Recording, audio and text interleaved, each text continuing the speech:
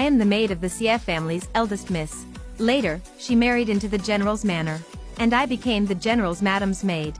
Being the general's madam's maid is pretty great. I never worry about food or clothing. And I even have people serving me.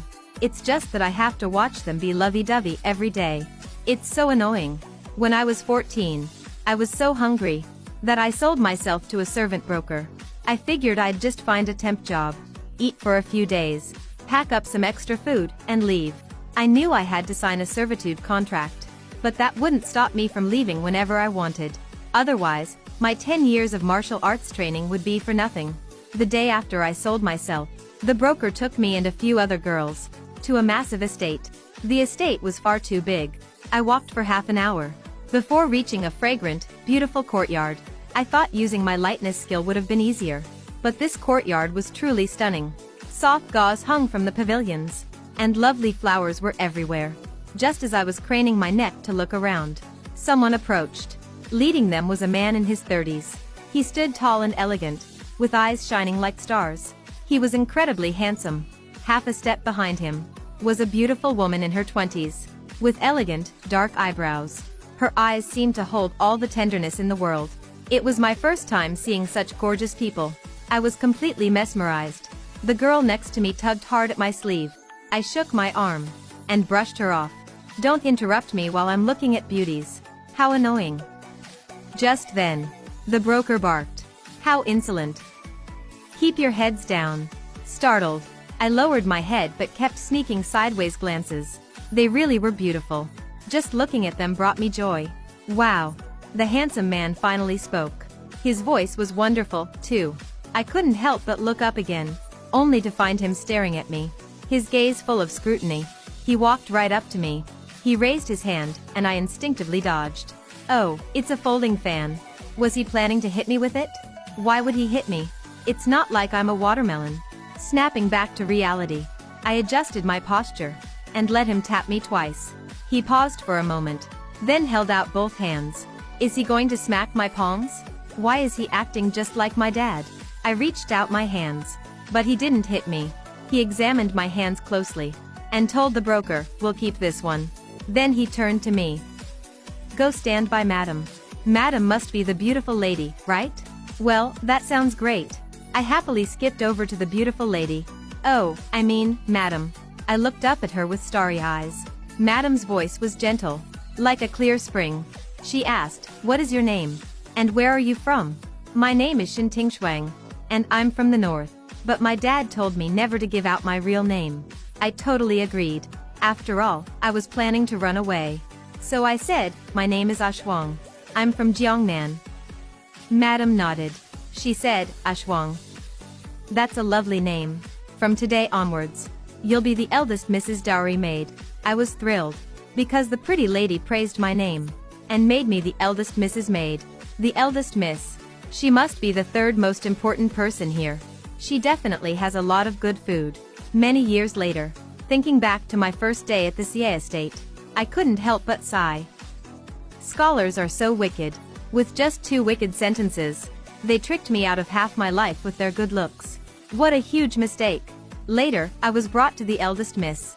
When I first saw her, she was leaning on a daybed, one foot dangling a shoe, and one hand propping up her chin.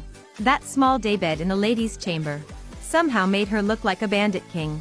The evening glow filtered through the window, tinting her cheeks as if she wore rouge. The eldest miss was also incredibly beautiful. But unlike Master, the handsome man, and Madam, the eldest Miss's beauty was bold and vibrant. She outshone a room full of gold and jade. "Are you the dowry maid my father chose for me? What skills do you have?" she asked me. I said, "I'm a really good fighter." She immediately hopped off the daybed and walked up to me. We looked to be about the same height. She asked with interest, "How good?" That was a bit hard to answer. I thought about it, grabbed a flower from a nearby vase, and flicked it toward a spot on the ceiling beams. A dark figure tumbled down. The eldest miss let out a cry and hid behind me. Her 2 personal maids started screaming, "Help!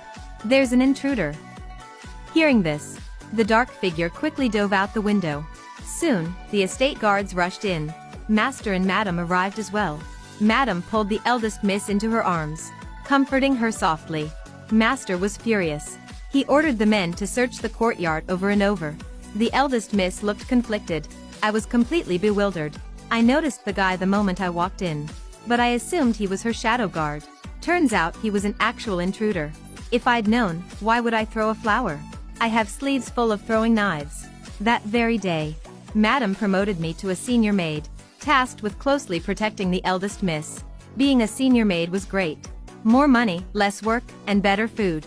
That night, as the eldest miss lay in bed, and I sat on a small stool, she asked me, Ashwang, did you see that man's face? I nodded. Yes, I saw it. He was pretty handsome. He had a mole under his eye. She fell silent. I added, don't be afraid. I just didn't know he was an intruder this time. If I see him again, I'll definitely kill him. She turned onto her side, looked at me, and smiled. You can't do that. He is my future husband. Seeing my jaw drop, she added, but you can beat him up. I nodded vigorously. No problem. She burst into laughter, and slowly drifted off to sleep. Looking at her flawless, sleeping face, I couldn't help but think, she's so beautiful. And her future husband is handsome too. How gorgeous will their future babies be? I kind of wanted to see them. But after I dragged her future husband down from the ceiling beams for the 3rd time, from under the window for the 5th time, and from a tree for the 8th time, I still hadn't managed to beat him up. There were 2 main reasons for this. 1, he was really good at running away. 2, I realized the eldest miss didn't hate him. Take the last time, for example. I dragged him out from under her bed. I could tell she was genuinely angry. Her face was flushed, as she pointed at him through gritted teeth. General Hua, we are not married yet. What do you take my reputation for? Yeah, exactly. I nodded in agreement, cracking my knuckles. But the eldest miss stopped me. She said, Ashwang, let him go. Then she added, General Hua, if this happens again, I will call off the engagement. This wasn't like her at all. If she truly hated someone or something, there would be no next time. So I figured she probably didn't hate him. But the intruder didn't know that. Hearing her words, he stood frozen. The light instantly faded from his beautiful eyes. Finally, he bowed to her, saying, I was out of line. Before he could finish his I threw him out. Sigh, looking so proper and dignified. Who knew he'd stutter? I shook my head. What a shame for the eldest miss to marry him. The next time I saw General Hua was 7 days later. This time, he came through the main gate, and brought many gifts. Apparently, everyone got one, except me. Even the eldest Mrs. Cat got a gift. After greeting Master and Madam, they told the eldest miss to show him around the garden. Of course, they weren't alone. I was there too. As they walked from the entrance to the exit, he kept winking frantically at me. I was so anxious. What is wrong with this guy? Why is he making eyes at a maid?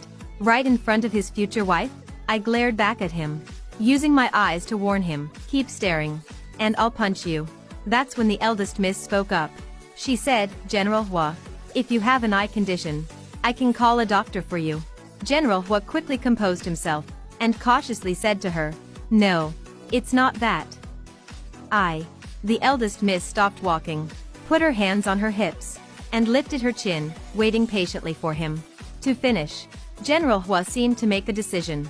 He glared at me fiercely, then bowed to the eldest miss. I was out of line the other day. I didn't want to resort to such tactics, but this maid kept spotting me. I panicked and hid under the bed. I am truly sorry. The eldest miss couldn't help but laugh. If Ashwang can spot you, she'd spot you no matter where you hid. Huh, is he an idiot? General Hua's ears turned bright red. He muttered, I just wanted to see. The eldest miss looked flustered. Now it was her turn to blush.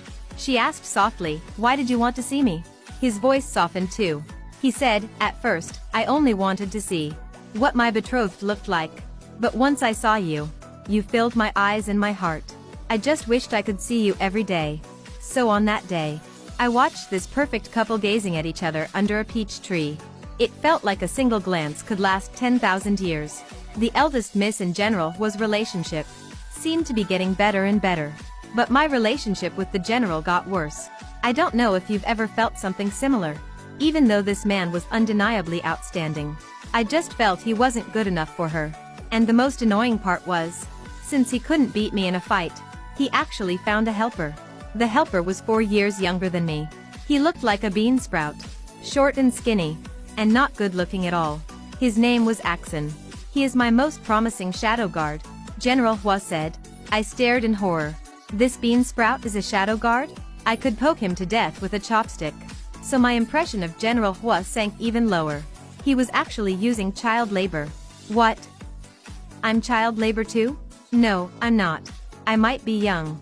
But my fists aren't. The eldest miss hiring me is called recognizing true talent. Anyway, for the next 6 months, I was no longer their only third wheel. Because now there were 2 of us. When they went boating, Axon boiled water for tea, and I ate fish. When they looked at lanterns, Axon paid the vendors, and I ate candied haws. When they went mountain climbing, Axon carried the bags, and I ate sweet green rice balls. General Hua said, as a senior maid, all you know is how to eat. The eldest miss said, having an appetite is her blessing, and not needing her to work is my blessing. Axon asked why he trained in martial arts every day, while I just stuffed my face every day. Yet he still couldn't beat me. I was incredibly smug. I said, because I have extraordinary bone structure and natural talent. And so, time slipped away without me even noticing that it was passing. I never knew time could go by so fast. Back at my sect, I practiced swords, spears, and footwork every day. It was incredibly boring. But now, I had so much to do every day. Getting dressed up by the eldest miss, and supervising her dates. Setting aside that last part, it was a fulfilling and fun life. I gradually forgot my plans to run away, losing myself in the day-to-day routine.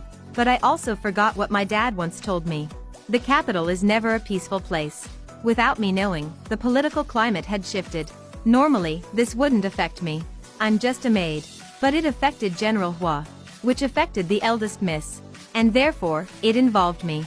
That day, Master and Madam summoned her. They talked for a long time. When she returned, her smile was gone.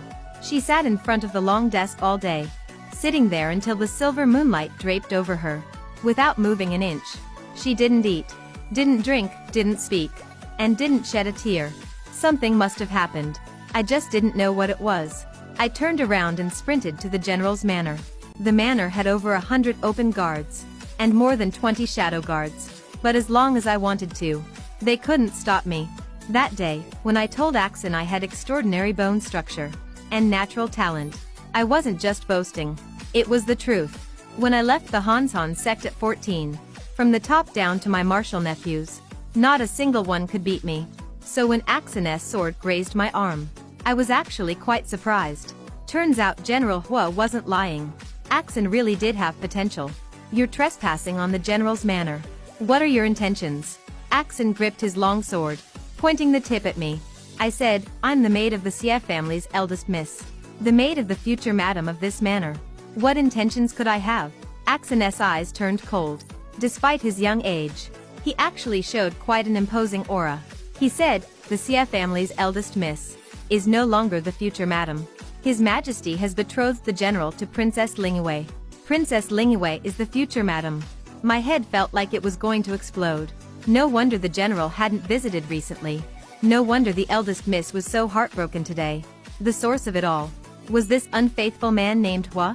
I dodged past Axon and charged into the room. Ridiculous. Just a mere general, daring to betray my eldest miss. I'm going to take his worthless life today. But I never expected. Before I could even kill him, he was already lying on his bed, looking half dead. His face was ghastly pale. The room smelled of medicine and faint blood. What happened? Who hurt this scoundrel before I could? General Hua was awake. He looked terrible. He struggled to get up, but fell back onto the bed. Fine beads of sweat covered his forehead, and the veins on his neck bulged. He slowly asked, did Qingyan send you? I pursed my lips, unsure if I should lie or tell the truth. General Hua didn't mind. He said, I wanted to explain to her in person. But His Majesty's punishment was too severe. I truly cannot get out of bed. I've made her worry. He paused, then added, and I've broken her heart. Shuang, please tell her for me. I will not give up. I will absolutely marry her. My wife will only ever be her. When I relayed his words to the eldest miss, she didn't say anything. She just had someone bring in medicine and treated the wound on my arm herself. Actually, she didn't have to. The cut was shallow. It didn't hurt at all. But seeing the tears welling up in her eyes, I let her do it. Sigh, I have thick skin anyway. I'll be fine after a nap. The next day, Master called me to his study. He stared at me for a long time. It was the same look he gave me when he hired me. Finally, he said, given your loyalty, I will overlook your trespassing at the general's manor. But don't let it happen again. I didn't understand what he meant until Madam called me over and explained everything in detail. Only then did I realize the huge mess I'd made. The eldest Mrs. CF family looks incredibly wealthy and grand, but actually, wealth is all they have left. The CF family has no power or influence. With few members and deep pockets, they became, in the emperor's eyes, the perfect in-laws for General Hua. But what the emperor didn't expect was that the CF family was richer than he knew. He couldn't let a commander of 200,000 troops have a wife who was too wealthy. Otherwise, that army might just answer only to Hua. So, he betrothed Princess Linghua to General Hua. By becoming the emperor's son-in-law, he would have to surrender his military power. General Hua loved the eldest miss and refused. But he is a subject of the emperor. It wasn't his choice to make. That's why I saw General Hua beaten black and blue. And since the CF family has no power, they couldn't even entertain the thought of refusing. But because I broke into the general's manor at night, the CF family was accused of intending to defy the decree. To clear themselves of this charge, Master handed over all his businesses in the capital. Madam said, Ashwang, this isn't your fault. It was just a signal. A signal from the emperor to bleed the CF family. Whether you did this or not, the emperor would find an excuse to seize our wealth. The emperor fears a collusion between us and the general. So he needs to clip the CF family's wings. But in the end, it was my impulsiveness that gave him the perfect excuse. I knelt on one knee, looked up at Madam, and said, but I still made a mistake. I accept my punishment. Madam looked at me in silence, her eyes full of pity and guilt. She patted my head and said, good girl. From today onwards, I want you to let go of the past. Protect Qingyan well. I understood what she meant. Madam was asking me to give up my plans of running away. She wanted me to give up my freedom. I thought about the eldest miss. I thought about the time I'd spent with her. I asked myself, did I want to stay? We from the Hansan sect all love freedom. But in our hearts, staying by the side of someone you care about is its own kind of freedom. Later, the eldest miss slowly returned to her old self, still playful and full of smiles, but she rarely went out anymore, and seldom attended flower viewings or banquets. Instead, she focused on doing more and more studies, and reviewing more and more account books. She told me that from now on, the CF family had to slowly fade from the public eye. We needed to pull in our claws completely. I munched on a meat bun, thinking her words were a bit too profound. When I pulled a hidden note out of the bun, I realized that these days, even meat buns were getting profound. The note was from General Hua to the eldest miss. He told her that he was leaving for the north soon. He was going to earn the greatest military merit. Merit so great that the emperor would have to acknowledge it. So he could request to marry her. He didn't ask her to wait for him. He just begged her to trust him. The eldest miss burned the note, carefully poured the ashes into a sachet, and tucked it into her robes. I watched her face gradually, slowly soften. I knew she would definitely wait for him. And she wouldn't just sit and wait. Sigh, beauty really ruins people. It ruins people. When General Hua marched out, he passed through the busiest streets of the capital. He rode a tall, majestic horse, clad in silver armor. He looked awe-inspiring and incredibly handsome. The flowers thrown by young girls and wives on the street nearly drowned him. The eldest miss didn't go to see him off, but I did. I had to tell her exactly how he got pelted with all those flowers. Watching him safely pass through the city gates, I planned to buy candied haws and head back to report. Next to the vendor I usually bought my candied haws from, I saw Axon. He handed me a stick of candied haws, which finally allowed the near-tears vendor to move somewhere else to sell. I asked him, aren't you with the general? Does he have a message for me to pass on? He said, the army marches slowly. I'll catch up in a bit. After saying that, he looked at me, then looked at the candied haws in my hand. He hesitated for a long time, before finally blurting out, eat less, and train hard in martial arts. Watch out for Princess Lingwei. I was so annoyed. Weren't you the one who just handed me the candied haws? I angrily shoved them back into his hand. Eating doesn't stop me from training. Take it back, you stupid bean sprout. What a jinx. Just as I turned to leave, Axon's voice came from behind me again. For hurting you last time. I'm sorry.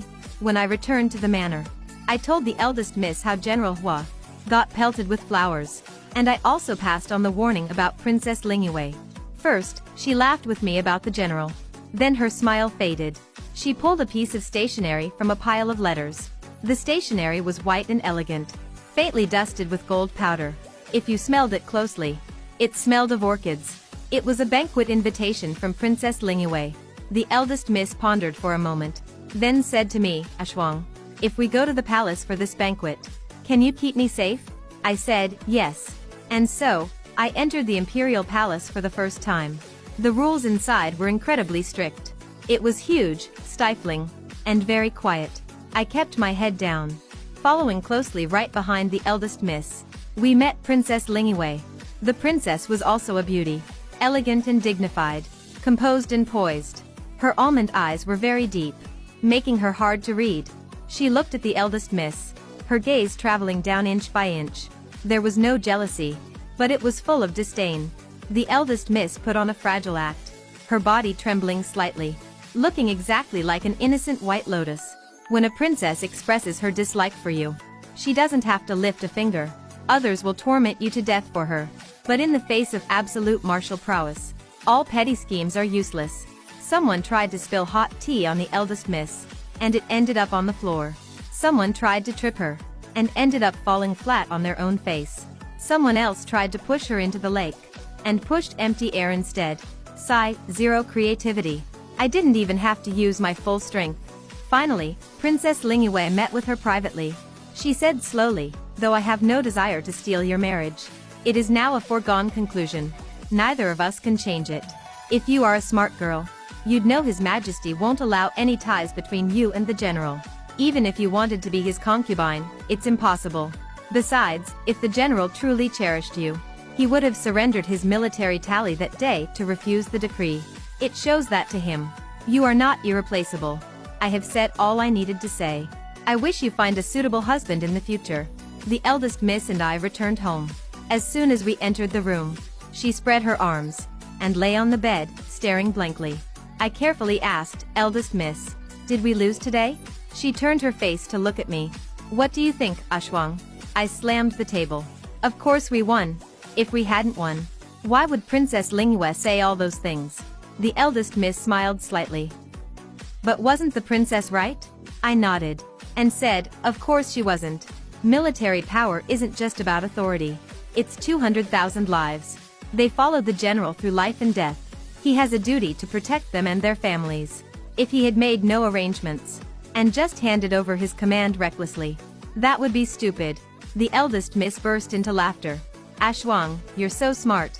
I lifted my chin proudly. Of course I am. The eldest miss added, exactly. Where else could I find a better husband?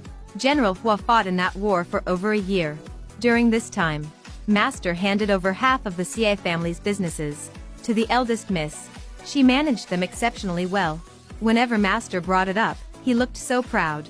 Quietly, in the capital, they also reopened the Xie family's restaurants and tea houses, operating under the names of their managers. The Xie manor went from looking incredibly wealthy to being low-key yet incredibly wealthy. Living in this estate, I discovered, they were even richer than before they surrendered their assets to the emperor. The eldest miss's personality became a bit calmer, but her beauty grew increasingly stunning. Because of this, I had to beat up quite a few creeps in alleyways. I changed a lot too. The eldest miss said I grew taller. And thanks to her tireless efforts, my skin finally got a tiny bit fairer. She was thrilled and had many dresses made for me, saying I looked really pretty. I was super happy. To avoid drawing unwanted attention, General Hua didn't write letters to her. Instead, he had Axon bring back scrolls of paintings. The paintings were drawn by the general himself. The eldest miss didn't hide them from me, so I got to witness the general's painting skills firsthand. It evolved from the level of a 3-year-old to a 13-year-old. At least you could tell what he was drawing, right? even though I thought they burned my eyes. The eldest miss absolutely loved them. She carefully stored them in a box under her bed, and took them out to look at from time to time. Axon changed too. Well, not really changed. He mainly just grew up. It was kind of strange. The army rations weren't exactly good, but Axon shot up in height, and got much sturdier. According to the general's paintings, Axon ate 5 steamed buns a meal. And those buns were huge. He really could eat. His voice also started cracking like a duck, and he wouldn't let me laugh about it. If I laughed, he'd chase me around to hit me. Haha, but he could never catch me. Axon said he wouldn't be a shadow guard for much longer. General Hua gave him a proper name, and was going to reassign him to the deputy general in the north. General Hua wanted him to earn his own merit. Merit that didn't have the general's label on it. General Hua wanted him to be the future commander of those 200,000 troops. After telling me all this, Axon finally said, "Sister Ashwang, take care." And then I never saw him again. After Axon stopped coming, the eldest miss and General Hua lost contact. All we could know was from the battle reports, defeated on this day, victorious on that day, and that on a certain day, Princess Linguet traveled north to join General Hua. Everyone said the princess was deeply devoted, and very brave, a perfect match for General Hua. For the first time, the eldest miss showed jealousy. She furrowed her brows, digging her nails into her palms until they bled. I didn't like seeing her unhappy. She was supposed to smile every day. Men are all scumbags. During the winter solstice, bad news came from the front lines. General Hua was missing in action. When the eldest miss heard this, she fainted. She developed a high fever that very night. I sat by her bed, holding her hand, crying non-stop. What should I do? I hated myself for not being smarter. I stared blankly at her face, crying for several hours. In the middle of the night, her fever went down a bit.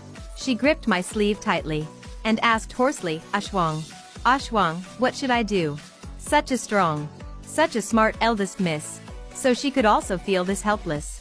I gently pried her fingers open, and held them with both my hands. I knelt beside her and said, "Ashwang, we'll help you. Ashwang will go find him. If he's alive, I'll bring him to see you. If he's dead, I'll bring his body back." She didn't want me to go. Sigh, she's so delicate. How could she possibly stop me? From the moment I got on my horse, I was no longer Ashwang, the Xie family's maid. I am Xin Tingshuang, the youngest instructor of the Hansan sect in a century. Xin Tingshuang. I have no father or mother. My old man picked me up and brought me to the sect.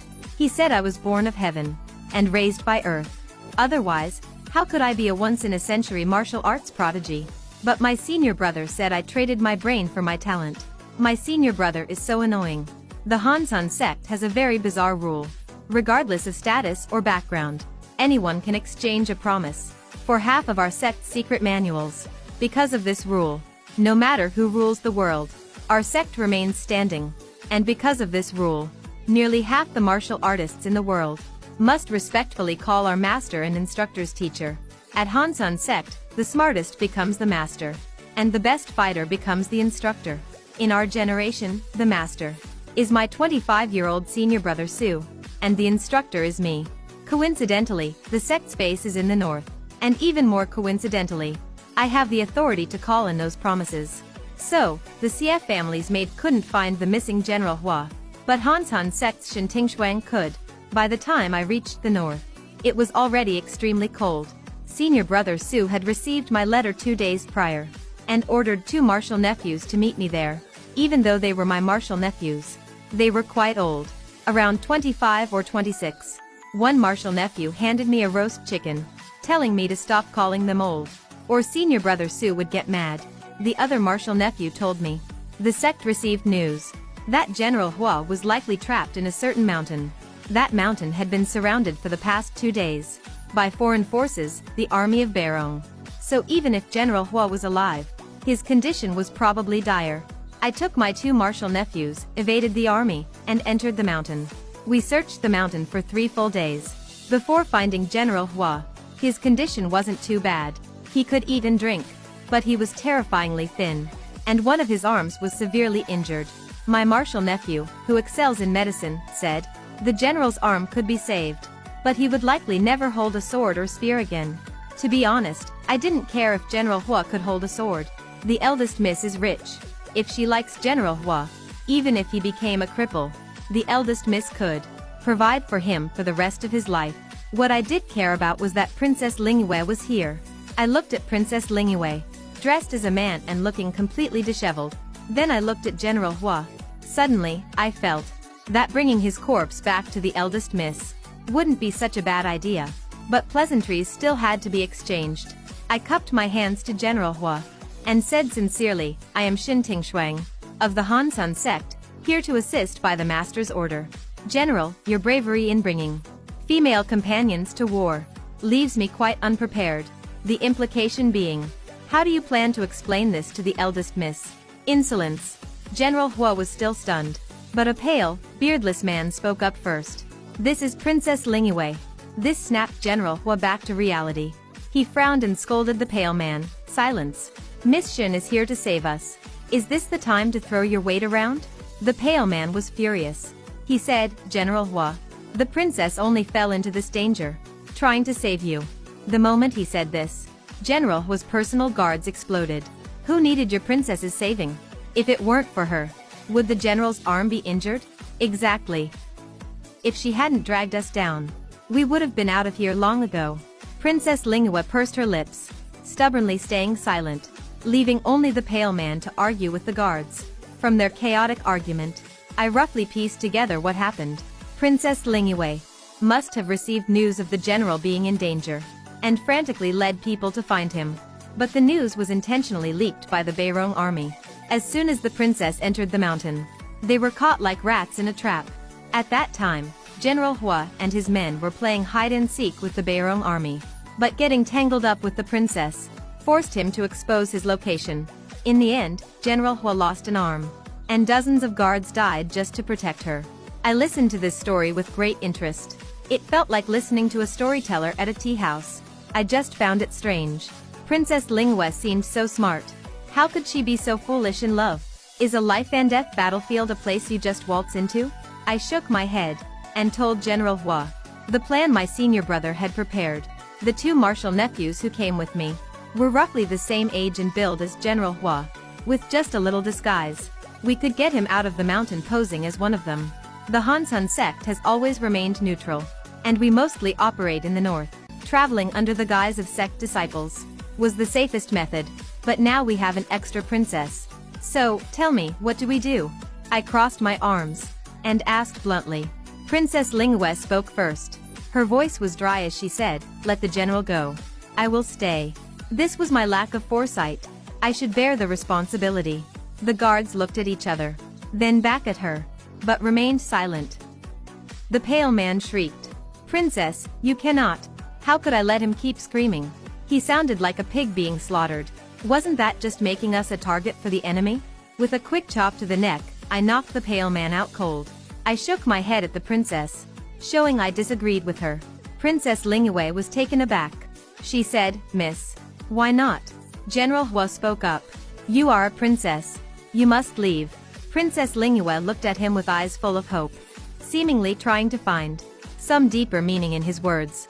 General Hua suddenly took half a step back and said respectfully, Princess, the people and soldiers of the north know you are here in person.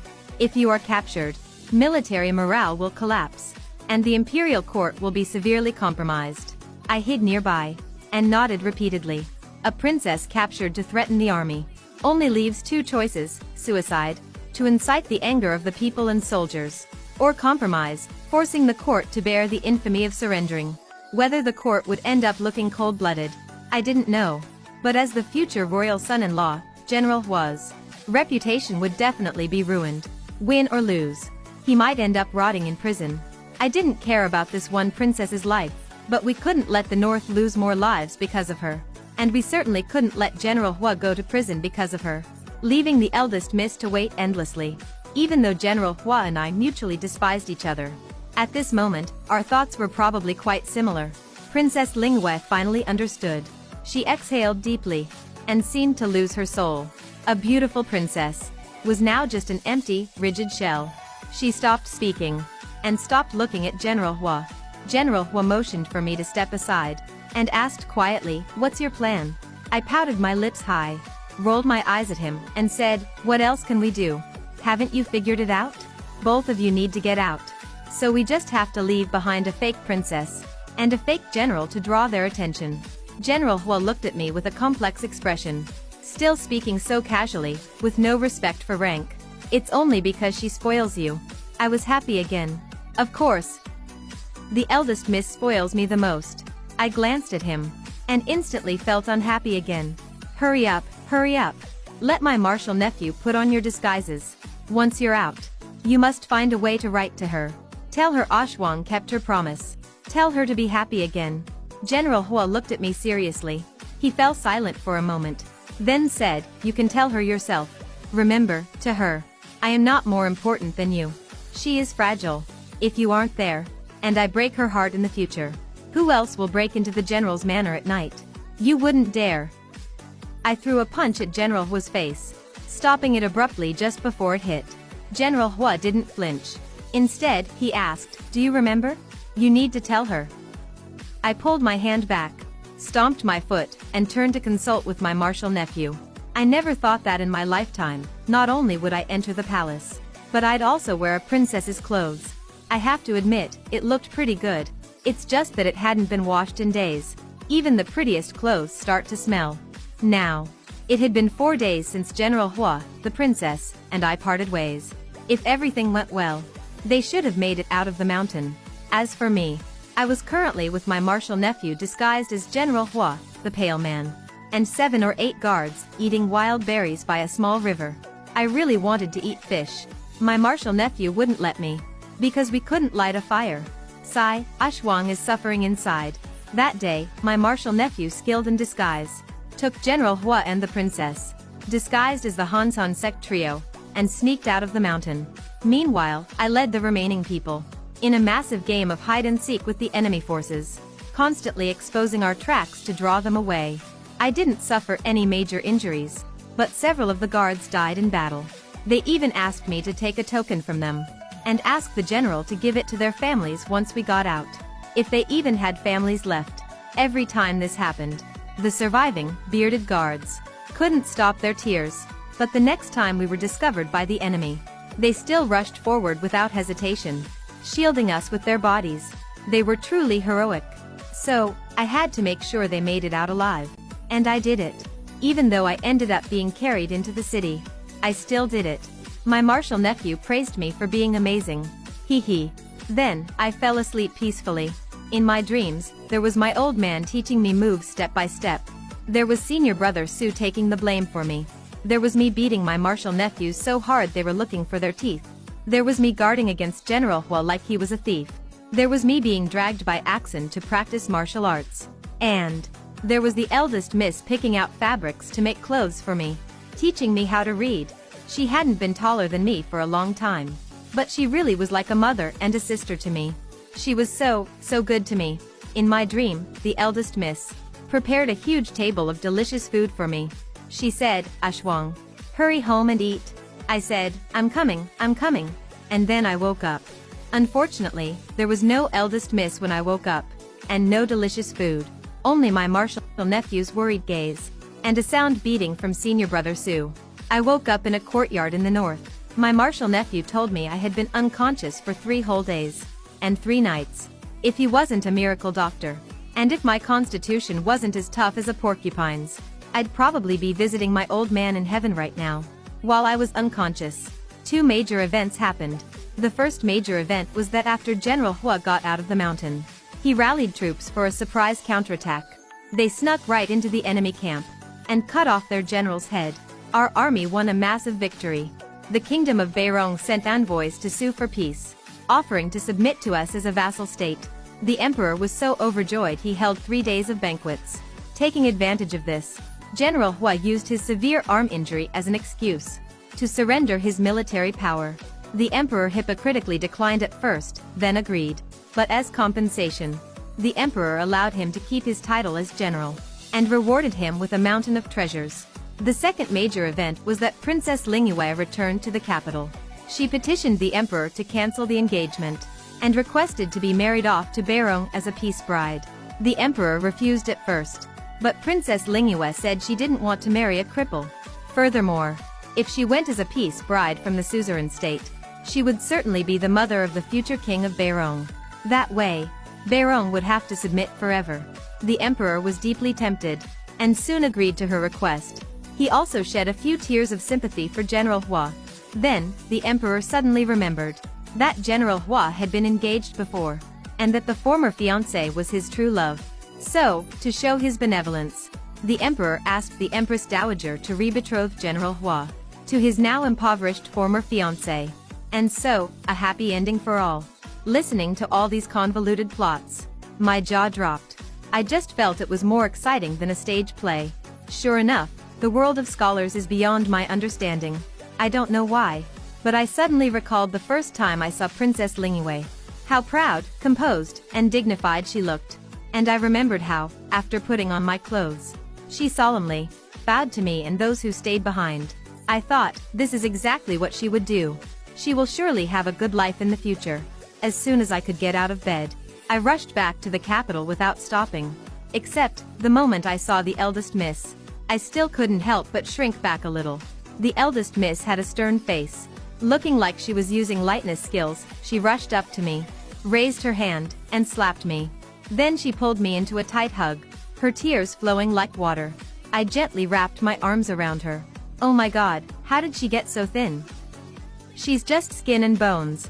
Just as I was about to speak, the eldest miss said with heartache, Ashwang, you've lost weight. Don't you ever do something like this again. Understand? I nodded frantically. I understand, Ashwang will be good. The other maids around the eldest miss told me that ever since I left, she forced herself to recover through sheer willpower. On one hand, she tried every possible way to get news of me and General Hua. On the other, she was constantly filled with worry and regret. She always told them that she knew I was innocent and impulsive, and she really shouldn't have said those words. General Hua's fate was already unknown.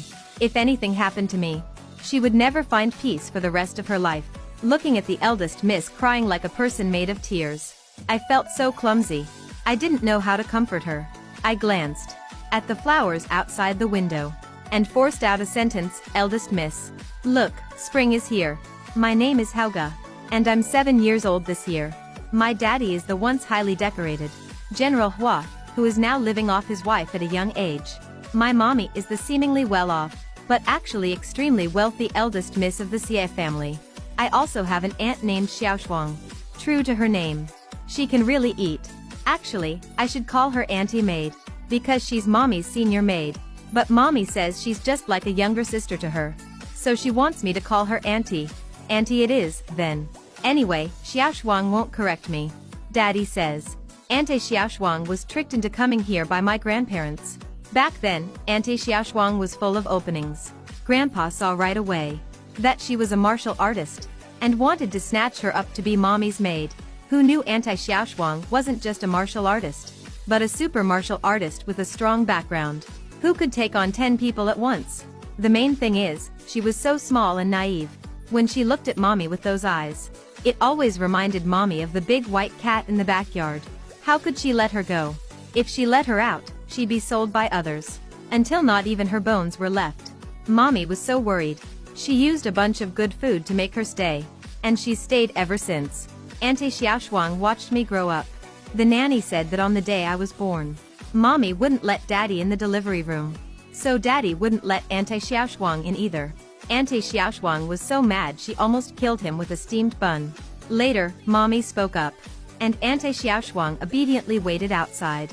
The servants at home said, when mommy was shouting and screaming in the delivery room, daddy crushed a teacup with his bare hand, and Auntie Xiaoshuang smashed a stone table in half.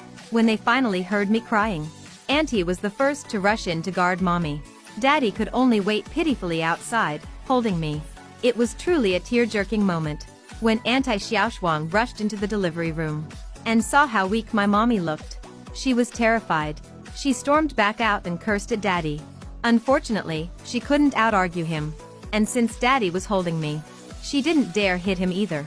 She could only stomp her feet in anger. Although Auntie Xiaoshuang didn't really like my daddy, she liked me a lot. She was always hovering around me. Daddy was more than happy to see this, because then he could hover around my mommy. And because of this, the first word I learned wasn't daddy or mommy, but xiaoshuang. Auntie Xiaoshuang spent ages correcting me, telling me it was Shuang, not xiaoshuang. But I was just a baby back then. I couldn't even speak clearly yet. How could I change it? So, the name xiaoshuang just stuck. After a while, Auntie Xiaoshuang got used to it. To reward me for learning how to speak, she happily gave me half of a jade pendant.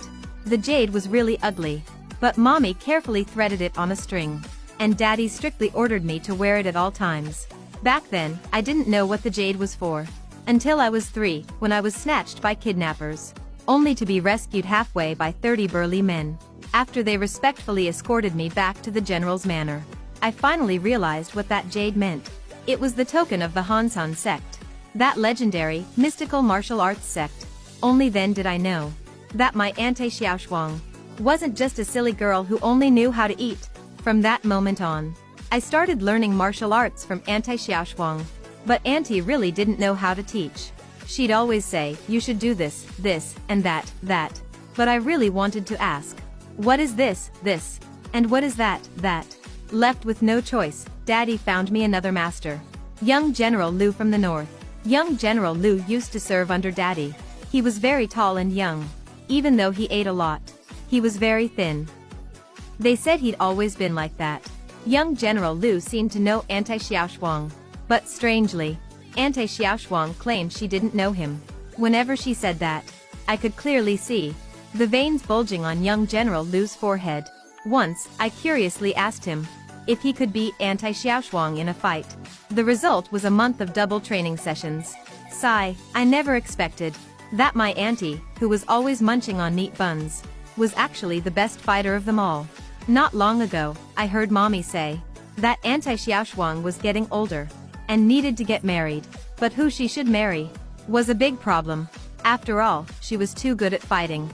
Not many men like that kind of woman.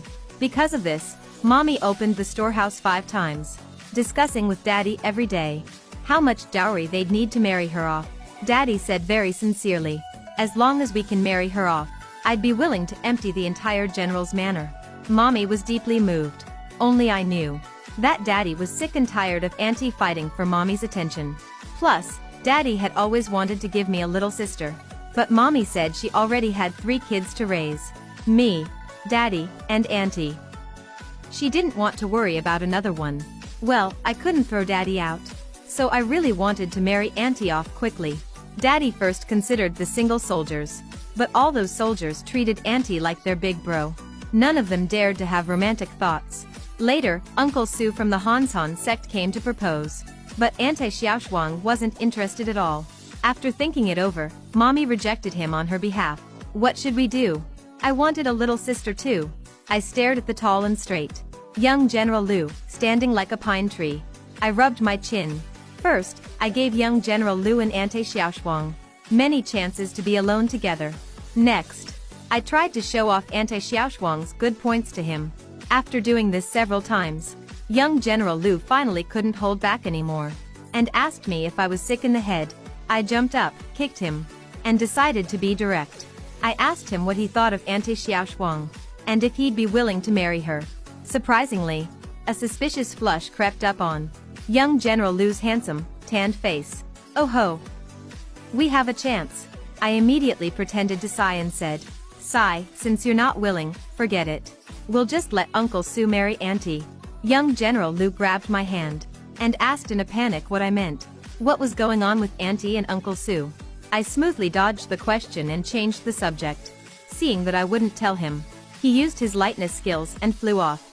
By the time I huffed and puffed my way over to Auntie Xiaoshuang's courtyard, I saw him cornering her against the wall, saying through gritted teeth, Sister Xiaoshuang, do you really not remember me? I quickly covered my eyes. Looks like I need to tell mommy to start preparing for auntie's wedding. It's me, Hauga again. But I'm no longer the 7-year-old me. I am 11 now. Ever since Auntie Xiaoshuang got married, daddy finally got his wish. Mommy was pregnant. But like a bolt from the blue, the little sister we were eagerly awaiting turned out to be a little brother. Daddy and mommy were so disappointed. At first, I was disappointed too. But considering that if all three of us rejected him, he'd be too pitiful. So, I suggested to Daddy that we should just toss him to Grandpa and Grandma. Daddy looked pleased and said I had grown up. Then he happily shipped my little brother off to our grandparents, with no hope for a little sister. Mommy turned her sights to Auntie Xiaoshuang. If Auntie Xiaoshuang had a daughter, wouldn't that, roughly speaking, mean our family basically had a daughter too? I thought Mommy made a great point. So I went to see Auntie Xiaoshuang every few days, urging her, "Hurry up and give me a little sister." Auntie Xiaoshuang gnawed on a giant drumstick and said sadly, "I want a baby too. But I don't have one." Shocked, I hurried to tell Mommy. Mommy was shocked too. She quickly called Daddy back and asked him seriously, could it be that Uncle Lou is incapable? Such a serious and embarrassing question. There was no way Daddy was going to ask him that. So he made me take a jar of medicinal wine to Uncle Lou. Uncle Lou beat me up and threw me out. And he punished me with 6 months of physical training. I sighed up at the sky. Daddy, you really are a dog. Later, a blushing Uncle Lou talked with Daddy all night. I eavesdropped in the corner all night, and finally found out what was going on. It turned out that because of Mommy's warnings, Auntie Xiaoshuang did obediently consummate the marriage. But she thought it hurt too much, and absolutely refused to do it a second time. Uncle Lou couldn't persuade her, and he couldn't exactly overpower her either. So Uncle Lou ended up sleeping alone for 2 years. Daddy sympathized deeply with him, and laughed for 3 straight days. Of course, jokes aside, the problem still needed to be solved. Otherwise, there'd be no little sister. Daddy suggested getting Auntie Xiaoshuang drunk. He contributed 3 jars of fine wine from Grandpa. He successfully drank himself and Uncle Lou under the table. Meanwhile, Auntie Xiaoshuang's face didn't even turn red, and she polished off 3 plates of pork knuckles. No one expected that besides being top tier in combat, Auntie was also a heavyweight champion in drinking. If one plan fails, try another. Daddy hired 3 great beauties from a brothel. He wanted to make Auntie Xiaoshuang jealous, so she would naturally consummate the marriage with Uncle Lou. As a result, Auntie Xiaoshuang stared at the 3 beauties, her eyes completely glued to them. Like a total creep, she kept pouring them drinks. This made Mommy so jealous. She flipped the table on the spot, and didn't speak to Daddy for 5 days. After tossing and turning like this for a month, Uncle Lou gave up. He felt that Auntie Xiaoshuang simply didn't love him. Feeling down, he vented his frustration on the training grounds for a long time. During that time, even the horses on the training grounds walked around him. Then, on a dark and windy night, Uncle Lou drank alone and got himself totally wasted. When I dragged him to Auntie Xiaoshuang's door, Auntie was eating the dried fruits Mommy prepared for her. Uncle Lou, red-faced and stumbling, slurred his words, scolding Auntie for being too cruel, saying she didn't love him at all. He looked as wronged as a mistreated village wife. Just as I was feeling disdainful of his behavior, Auntie Xiaoshuang actually put down her dried fruits and started bustling about, coaxing him. Auntie said obediently, "It's all my fault. It's all my fault. Axon, be good. Don't be mad." I saw an opening. I quickly shoved Uncle Lou into Auntie's arms and quietly slipped out of the room. A little sister is on the way. Ha ha ha ha. But it's still me, Hauga. Logically speaking, at her age, having a child should decrease a woman's combat power. But you couldn't see this at all on Auntie Xiaoshuang. For instance, if we say that Auntie Xiaoshuang's combat power before having my sister was roughly equal to 4 lions, then her combat power after having her was about equal to 3. Yes, it dropped. But we still couldn't beat her. So whether it dropped or not, made absolutely no difference to mere mortals like us. The above are the thoughts of 16-year-old me, watching Auntie Xiaoshuang have a friendly competition with the burly men of the steppes. Yes, it's still me, Hauga. I am currently taking my 6-year-old brother, Brother Ran, and my 4-year-old sister, Nan Nan, along with Mommy, Daddy, and Uncle Lou, and Auntie Xiaoshuang to attend the harvest banquet on the steppes. Before getting to the main point, ha ha ha, I can't help but brag, I have a little sister. Under everyone's eager anticipation, Auntie Xiaoshuang gave birth to Nan Nan. She is super invincible and cute. She is the apple of our entire family's eye, except for Brother Ran. After Nan Nan was born, Brother Ran was finally brought back by Daddy. When he was first brought back, Brother Ran was quite happy, but then he discovered That daddy, mommy, and I all doted on Nan Nan more. So he always tried to bully her. Why do I say tried? Because he never succeeded. Nan Nan is practically a mini version of anti-Xiaoshuang.